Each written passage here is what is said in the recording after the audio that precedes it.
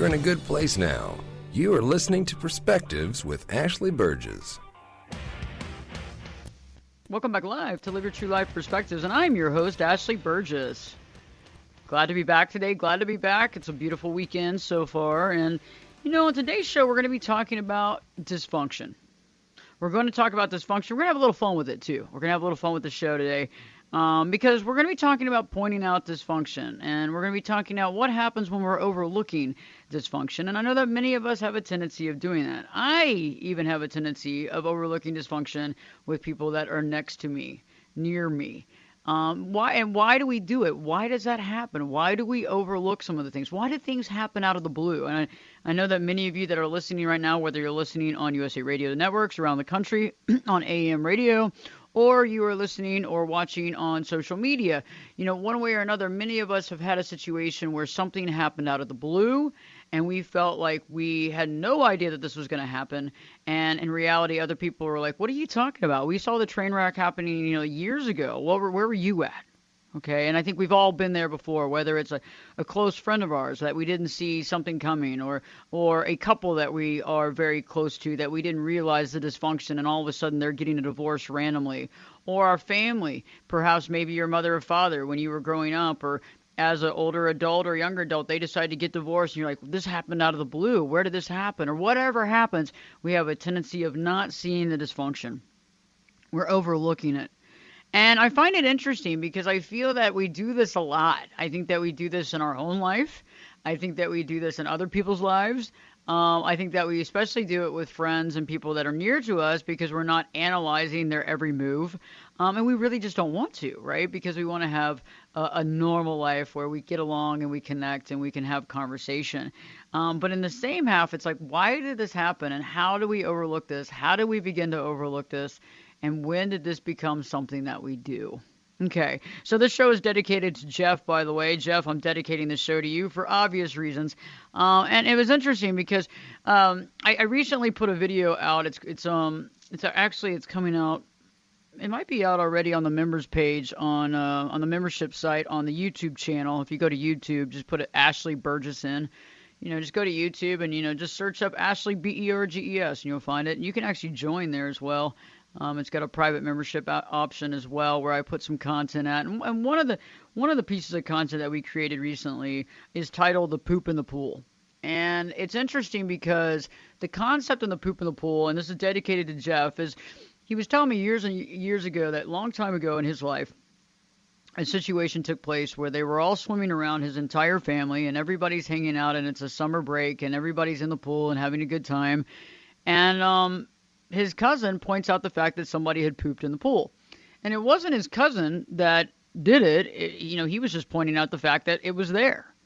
Just pointing it out. And I've talked about this on a couple other shows before because I just think this is so interesting. And, he's hanging out, and next thing you know, the aunt grabs him out of the pool and just starts spanking him. And it wasn't him that did it. It was just him that pointed out the dysfunction. And I know that I've talked about pointing out dysfunction, but I haven't talked about how this began and why it started. Okay, because that's what we need to know is why do we do this? Because sometimes we sit there and say, why was I so stupid that I didn't see this coming? Or where was I at? Sometimes I'll work with clients and they'll say, I had no idea that my spouse was going to ask me for a divorce. I never saw it coming. Or I never saw my parents going to get divorced. Or I never saw this happening. Or I never thought so-and-so was going to go to rehab. And the list goes on. But I've realized that beginning at a young age is when this overlooking of the dysfunction began. Okay. And why this started is when we're young kids and we're in a family dynamic and we're not able to make big decisions and we're not able to make choices for our own life and we're not able to move into our own apartment or drive ourselves when we're young, we actually have to deal with the fact that we have to be okay with what's happening in the family dynamic. We have to be okay with it. It's not like we can run away and get our own place. We just have to kind of acquiesce, right? It's one of my favorite words because I don't like the meaning of it, but I like the way it sounds. But anyway, point being is that we had to acquiesce to whatever was happening pretty much in the family dynamic. So if there was a lot of dysfunction, we just had to deal with it. And at 5 years old, 6 years old, 7, 8, 9, 10, 11, 12, 13, 14, 15, pointing out the dysfunction doesn't really help us with anything, right? I don't know about you, but if you've ever pointed out the dysfunction when you were a kid, it probably didn't fall on happy ears. People probably didn't go, wow, it's so great. Thanks for pointing out that dysfunction here. We can all be a better family for it. Now, some of you might have been in a family dynamic where you were able to comment on the situation and that people would actually listen to you. And there was an open dialogue. And people were up to the fact of, well, maybe I do need to make some changes and maybe it would behoove me if I did X, Y, Z. But I think most of us did not grow up in that family dynamic.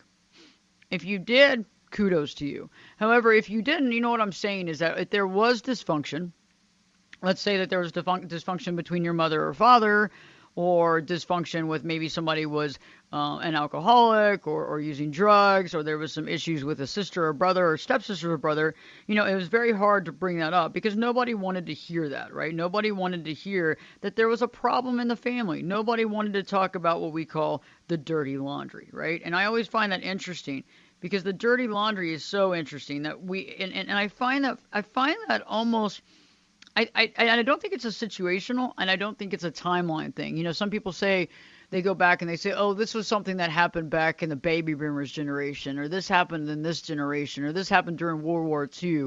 I really think that there's certain people that just don't want to talk about any dysfunction. And I think that there's some people out there that they believe that dysfunction, if it's talked about, makes them look bad. I feel also there's some folks that we feel like we almost have like this mandate to point out the dysfunction. I've worked with clients recently that they say, I don't understand. I pointed out the dysfunction, but the next thing you know, I'm not being spoken to. My best friend won't call me on the phone. I was just trying to protect them. What happened? I was just pointing out the fact that I believe that this was not real or something was wrong. And when I pointed that out, the next thing you know, I'm being blocked. And so we got to figure out who can we point out the dysfunction with. Who's ready for that type of truth, and then who's not? And the funny thing about it is that I find that, when we're growing up in the dynamic, it teaches us as a young child whether we're able to vocalize our opinions and our feelings, or if we need to hold it all in. Okay? Am I allowed to talk about how I feel? Am I allowed to have emotion? Am I allowed to point out what I see or I feel? Or do I feel like I can't? And if I have, and I've been shut down, I just don't do it any longer. I find it remarkable how people can live as adults in a family dynamic where there's massive levels of dysfunction all around, but they're able to kind of maneuver the landmines on a daily basis, right? And the interesting part about it is they don't realize they're maneuvering these landmines every day. They just don't know why they just have such little energy. I don't know why I feel so bad. I don't know why I feel beaten down. I don't know why I feel so tired all the time.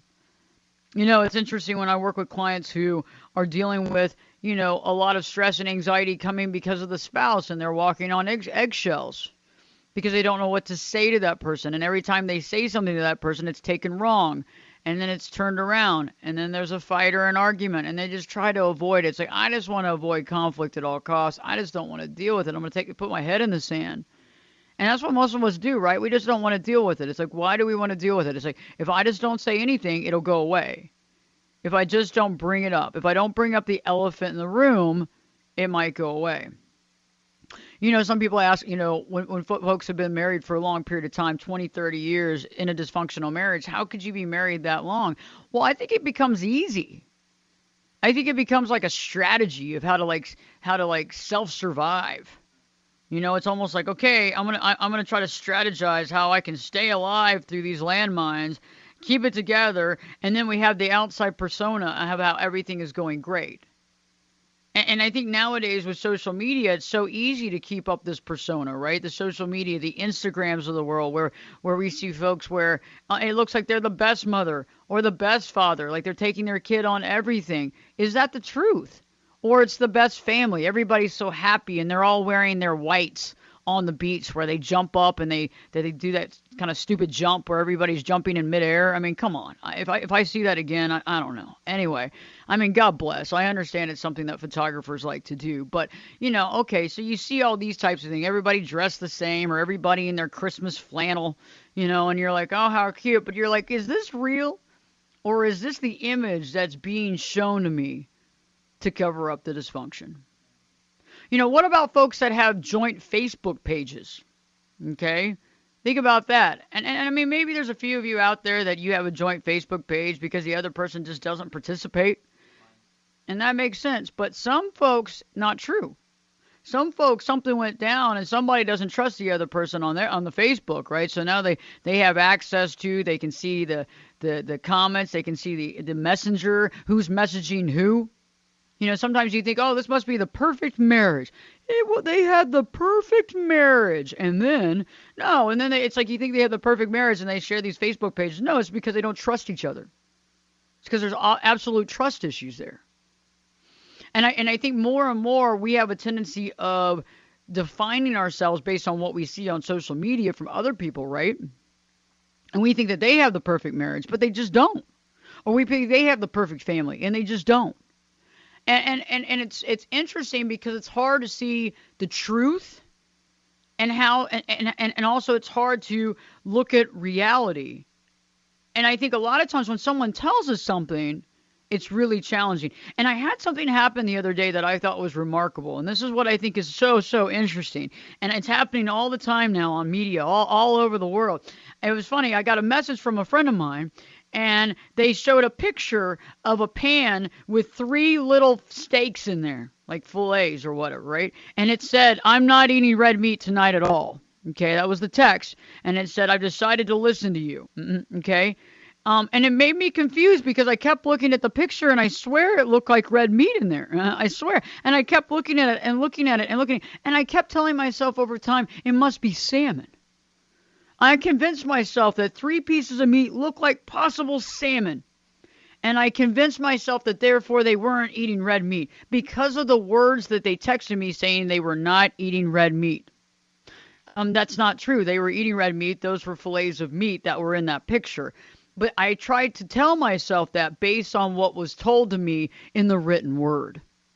And I think nowadays, more than ever, we are told how somebody feels. We are told how we are supposed to think. We are told that somebody has a healthy marriage. We are told that this person is XYZ. But it's like at some point in time, we've got to go back to the actions to make some of these decisions in our life. And I know when we were kids, what do? We had a tendency of overlooking the actions because we knew darn well what was going on, but there was nothing we could do to change it. So later on in today's show, I'm going to be talking about how we deal with the dysfunction. How do we express it? Are we allowed to bring it up? Are there certain people that we can bring it up with and certain people we can't? Obviously, that's true. And then what happens when we can't? What happens when we're stuck in a situation that we cannot bring up the dysfunction? What do we do then? Okay, and I'm going to give us some guidance on this because I know that many of you are dealing with this. You got somebody in your life you really care about, but the dysfunction is just way too much, and it's time to try to figure out how to safeguard yourself. We're going to talk about that in just a little bit, so stay tuned. Live Your True Life Perspectives with me, your host, Ashley Burgess, will be back in. I'll be back this time. In 2 shakes.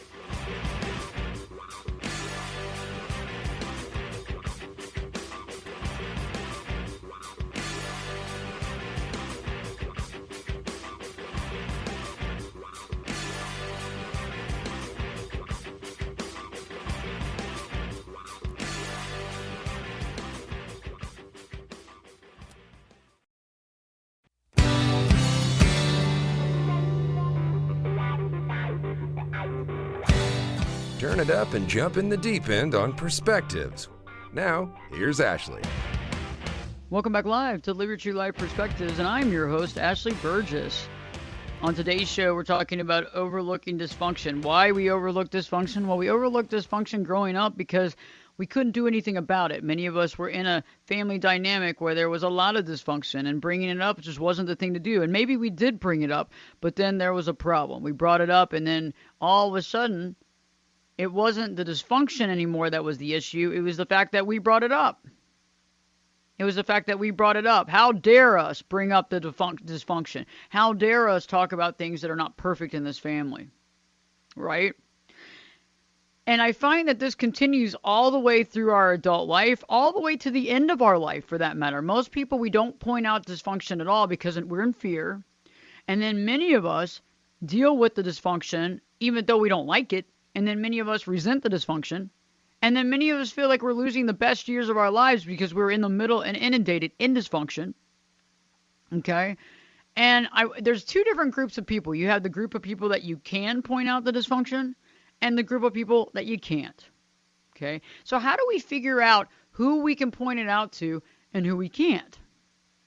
Who can we point out the dysfunction to? Who can we have, we don't even have to point out the dysfunction immediately. Who can we have a real down-to-earth conversation with? Who can we actually have a down-to-earth, real conversation with that won't get heated and people won't be screaming and yelling at one another?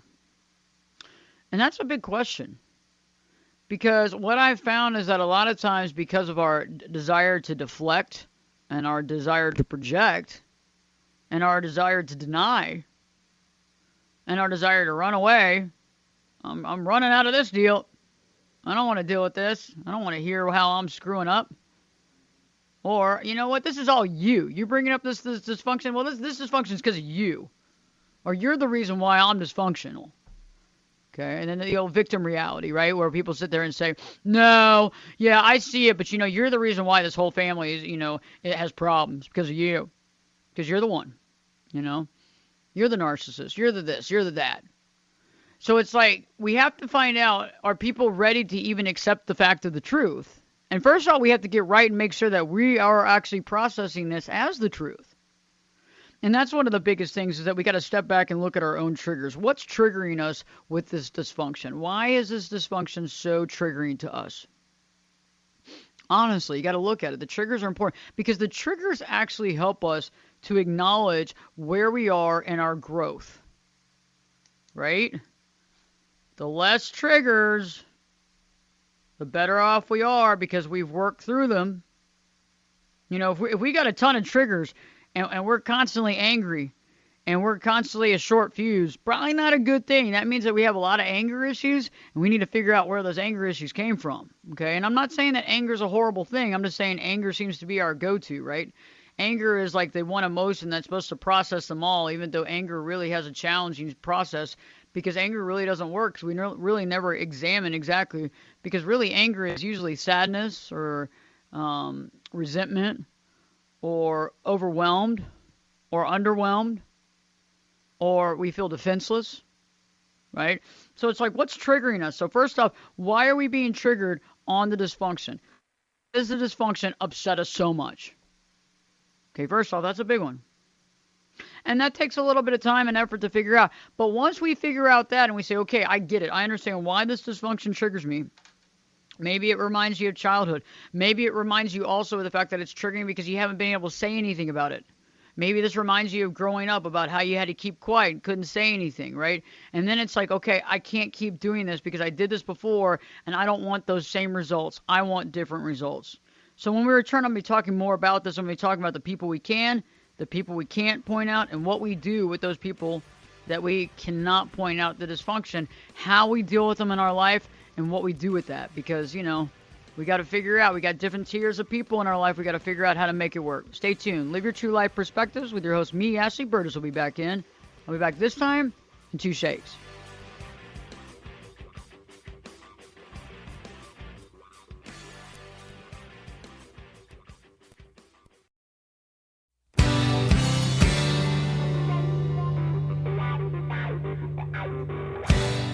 This is Jake Busey, and you're listening to Perspectives with Ashley Burgess. Welcome back live to Live Your True Life Perspectives, and I'm your host, Ashley Burgess. Hey, we're talking about dysfunction, overlooking the dysfunction, why we overlooked it, what we do. And when we're not overlooking and we see it, right? I mean, like sometimes I've realized that I have trained myself, and obviously when I'm working with clients, we uncover everything. We uncover everything. But sometimes when you're with some family members or you're with some friends, you don't want to see all that dysfunction. You don't want to see it.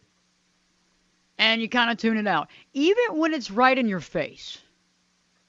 Even when it's right in your face, we tell ourselves a story. Or we say it's not that bad. Or we say, I don't know all the information and I'm not going to judge. And see, I'm really against judgment. That's something that I'm really against, because when we start judging other people all the time, it means that we're probably overlooking a problem in our own situation. Because when we start deflecting our energy on judging other people, that means that we might need to focus that energy on us. And there's probably something we don't want to look at. So I'm not big on judgment. And I know y'all aren't either. So it's hard, because then you get in that gray area, right? Where you go, oh, I can see something's probably up. Or at least I feel it. But I don't want to bring it up. And then maybe you just kind of say, and then the other thing is, I think all of us go back into our headspace of how we lived our life. And, our lives were not perfect. So then we just sit there and say, well, my life wasn't perfect. I did some crazy stuff. It is what it is, and we kind of override it from there too, right? We kind of override it from there. We go, yeah, I made it through. They're going to be fine. But then there comes a time when it's like you no longer can lie to yourself that this is happening. And it kind of hits you like a ton of bricks. And that's when you kind of look at things and you go, okay, I see it for what it is. Why is this triggering me? Like we talked about right before the break. Why is it triggering me? Why do I feel like I have to say something? And that's the next step. Why do I feel like I need to say something? And the only reason that I would bring up dysfunction is if I feel as though if I bring it up, it's to help somebody better their life, or it's to save someone that's involved in their life, right? And I'm not, and I get it. We're not all out there Cape Crusaders. We're not all trying to be, and I know we have to be careful with the codependent tendencies too, right? We have to really understand what we're doing this for. We also have to make sure there's egos not involved either. There's a lot of due diligence. But honestly, the only reason you would bring it up is if you really wanted to help somebody. You really wanted to help somebody. Or you believe that they could take it and understand it and use that to better their life. Because you care. And let me give you an example. Because one of the things that I've realized in life is that when people don't care, what do we do when we don't care? When something's not that important to us? We just don't say anything. We just don't say anything. Somebody could create something and you just can't stand it. But instead of giving them feedback, oh yeah, it's great. Yeah, it's great. It's awesome. Thanks. We just say that because we don't want to deal with it. But it's like when you really do care about somebody and the rubber meets the road, how do you deal with that? When somebody is facing a situation and you see, and let me give you a good example, because I think this example might help us to understand, a little better. You have a friend that you've been acting for a long time. You've been telling yourself that they don't have a drinking problem. Okay. And I know many of us have a friend like that, right? Where, you occasionally go out with them. You used to go out with them a lot, but you stopped because they were always out of control. But you just was like, oh, that's just them blowing off steam. And you go out a couple of times and it's just nerve-wracking and stressful and really embarrassing. And you're like, oh, God, this is horrible. And then you start going to lunches with them because you don't want to see it. And then all of a sudden the alcohol starts coming into the lunches. And eventually at one point in time, you have to see the truth. And you realize that your friend who you really care about, their life is falling apart because they become, they're a full-on alcoholic and they can't control it. And you want to help them. But what do you do when you finally analyze the fact that this person... Okay, so first off, are you triggered about the alcoholism? To me, I'm not triggered about it. That's not something that triggers me. And sometimes maybe their actions and attitude because of the alcohol can be triggering. Like I think it can be rude or disrespectful. Or sometimes it can be triggering that they can put you in a position you don't want to be in, like calling you in the middle of the night, asking you to come pick them up, or, and you want to help friends, but it's like, dude, for my own safety, I'm in bed, it's 1 o'clock in the morning, call an Uber, okay? But it's like, at what point do you finally bring it up? And then that's when the situation happens. How do you bring it up? And I've had to do this before, and I've had to do it recently. because I cared about that person, because I cared about them. I didn't want them getting hurt, but I also didn't want them hurting other people, to be honest with you. Because I don't think that they really care about their life that much, so they wouldn't be doing what they're doing right now. My worry was that if I don't bring it up, what if they hurt somebody and I knew that I could have said something? Would I be just as guilty for not saying something? And that's a sucky place to be, because you're like, oh, great, now I have this moral, ethical reason that I should say something to this friend. At least say something and see if I can help them. I might not be able to change anything, but at least I can see if I can help them. At least bring it to the forefront of their knowledge base and not be acquiescent to them. Not just being, oh, yeah, you can do whatever you want. Yeah, man, let me, woohoo, pat you on the back. Have that 15th drink that night. That's great. No. Because then I'm just as bad, right? Because I'm not really caring either. And I had the discussion. I've had the discussion with people before. And sometimes that discussion goes well, and sometimes that discussion doesn't go anywhere, and sometimes that discussion goes really bad. And I found that the people, when the discussion goes really bad, they're just not ready to hear it. And sometimes when that happens, they'll cut you out. You're not going to be spoken to for a while, if ever. You might be painted black forever. And so that's why when we point out dysfunction, we have to be ready for the fact that we might not ever talk to that person again. And I know that sounds extreme, and usually that's not going to happen. But it can. It can. I had a situation where I pointed it out, and it took about 4 months for that person to reach back out to me. And that was okay with me. I was okay with that. Because I knew if they had reached out before, they'd just be lying anyway. And I also knew that, you know what, I had nothing else to say. I mean, if I kept overlooking and not dealing with it, I wasn't really much of a friend then. And I really didn't care if that's the case. And then on top of that, what is the friendship when you're just acquiescing to somebody and accepting the reality that's really not a good reality for them? I would hope that somebody would at least, out of respect for me, speak up in that situation. To me, not to other people, but to myself. And then I've had it where people say, you know what, and I say it in a very kind way, hey, I'm here as your friend. And I wouldn't bring it up if I didn't care at all. Because this is a lot of work for me, and I don't really need to be doing this on my downtime, my off days. I don't need to be trying to counsel you or help you or coach you on my downtime and my off days, which I don't have any except for Sunday. So it's like, okay, but it's like I do care about you, otherwise I wouldn't bring it up. And some people will accept it. And you always have to preface it that way. If I didn't care, if I didn't want to see the best for you, or the best for your family, or whoever's involved, I wouldn't say anything. Because it doesn't behoove me to say anything, because you can tell me, you can block me tomorrow for saying this. But I'm not going to go elsewhere. I'm not going to tell other people about it. I'm just going directly to you. And, it works sometimes. It does work sometimes. And sometimes it doesn't.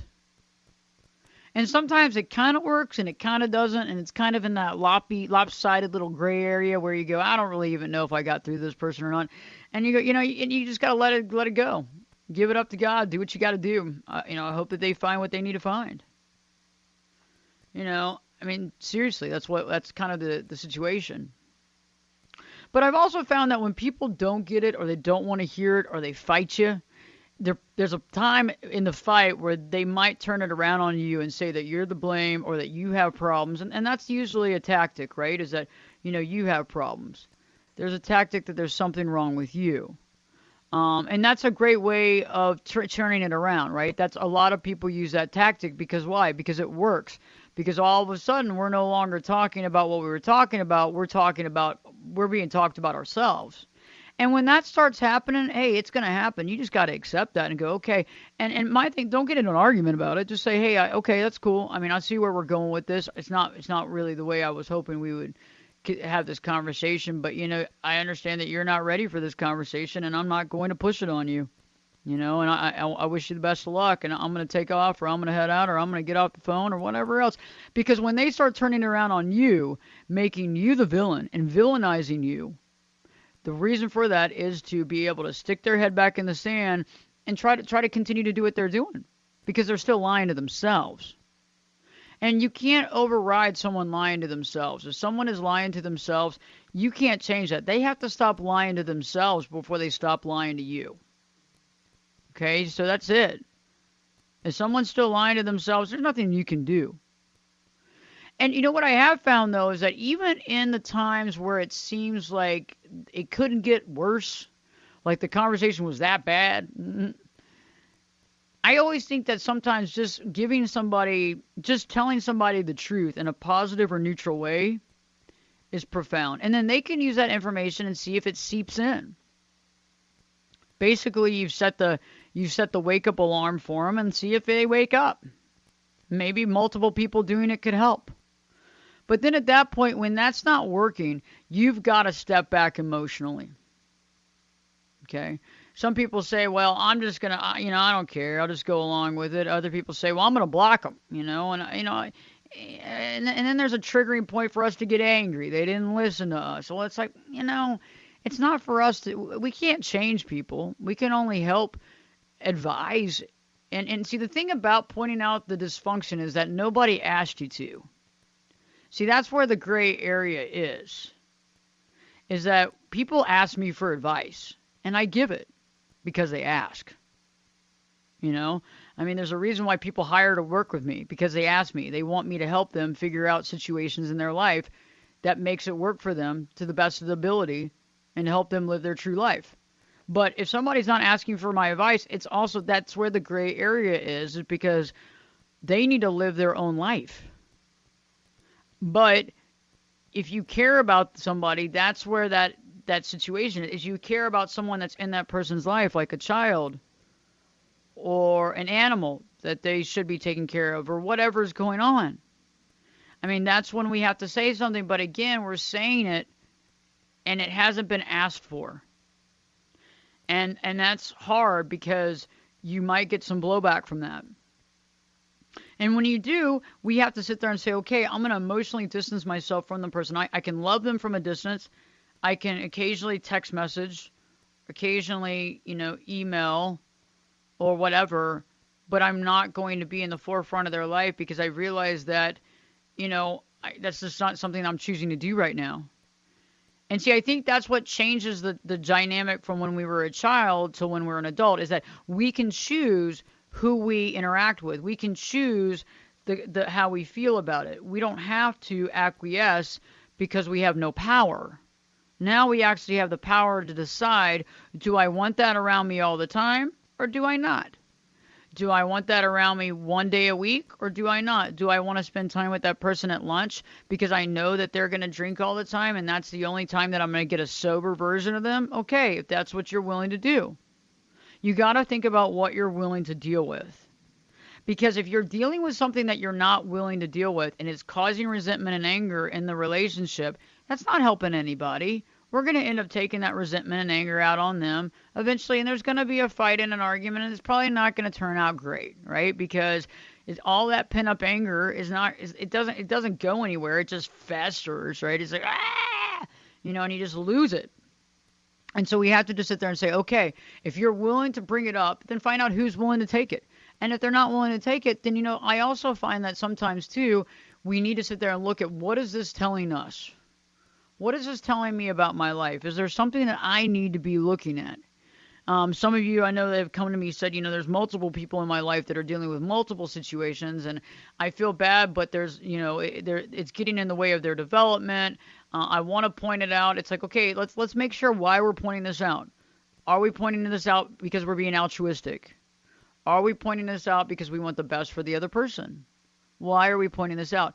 Also, do we need to look inside of ourselves? Is there anything that we need to be working on that directly correlates to maybe the situation? And how can I begin to work on that? Because I do agree that we have to be careful. If we're in a situation where we find ourselves around many people with many issues, we have to recognize the fact that sometimes that can be deflection used properly by us to be able to focus on their dysfunction instead of our own. But if that's not the case, and it's altruistically pointing it out, it's the right thing to do, but realize that somebody did not ask for that information, most likely. And so when we return to me talking more about, how to step back, but also maybe some things that we can do to augment, because sometimes we can get depressed or lonely because maybe some friends that you've tried to point that out are no longer there with you. And so maybe it's time to start looking around and start seeing, maybe it's time to develop new friendships and put yourself out there and work on some things that could help. So stay tuned. We'll be back in a few minutes. Live your true life perspectives with your host, me, Ashley Burgess. Don't change the channel. Don't change the channel. We still have some few minutes left. Ashley Burgess will be back this time. 2 shakes.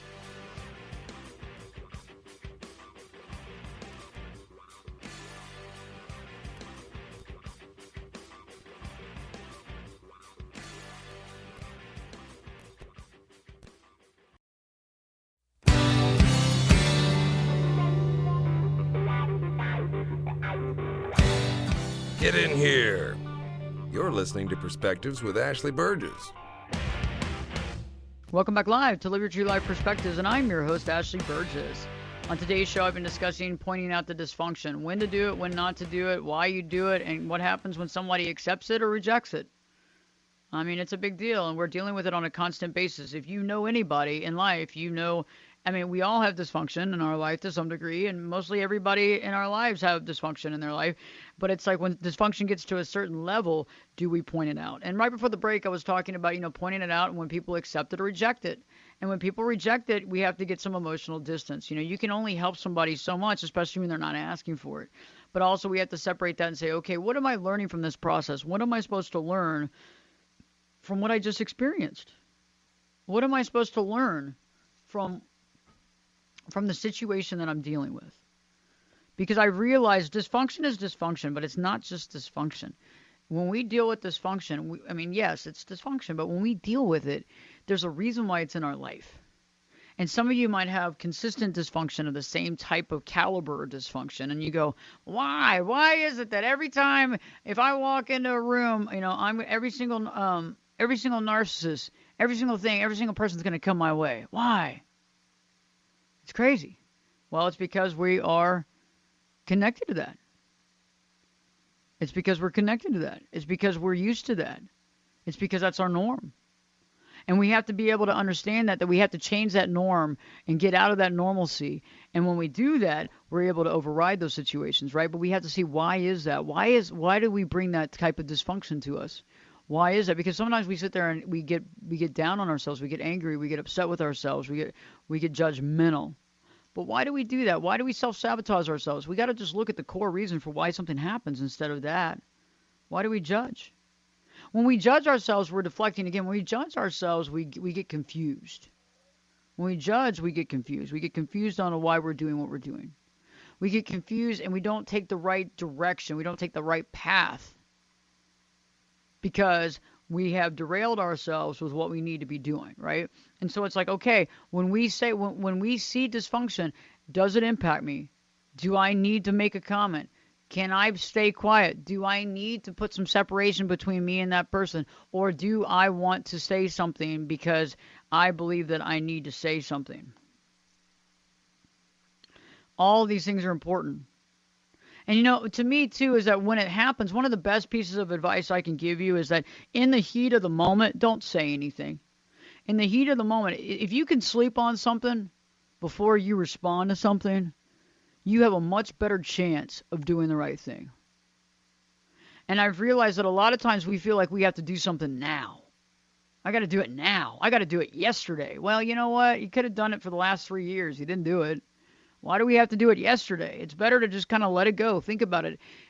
Understand the situation, process it. And as we process it, we will choose the right path and the right path. But we have to remember, if we're going back to the same programming, not changing anything, why are we avoiding it? If we're just basically in denial, why are we in denial? Because a lot of times that denial is a safe place to be because we don't want to make any changes. We're not ready to make any changes. And I've realized that throughout our lives, we have to be willing to distance ourselves from some people. Throughout our lives, we have to be willing to look at our values and stand up for our values. Throughout our lives, we have to be willing to clean house when it comes to certain people we hang out with, because we have to do what we need to do to keep our identity based on our values, creating those healthy boundaries. And if somebody can't respect those boundaries, that's fine. But we're not going to disrespect ourselves in the process of just acquiescing just so that we can have somebody around us, right? Because that's like we're just there because we want somebody around us. It's out of fear of not having someone there that we keep someone around us that's not to our best and highest good for all concerned, right? Because there's resentment on all sides.